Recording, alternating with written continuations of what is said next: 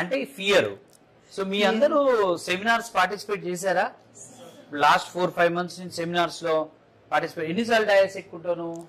నేను 20 above sir. తక్కువ ఎక్కావు అయితే. ఫియర్ అంటే స్టేజ్ అలానే అంటే జనరల్ గా మనకి అంతకు ముందున్న మన కుటుంబ వాతావరణాలు, మనం చదివిన స్కూల్స్, కాలేజెస్ ఎఫెక్ట్ కూడా ఉంటది. ఇక్కడ అది క్యారీ ఫార్వర్డ్ అవుతుంది, అంతేనా? ఆ ఫియర్ అయితే లేదు సార్. ఫ్లో రాలేదు ఇంట్రెస్ట్.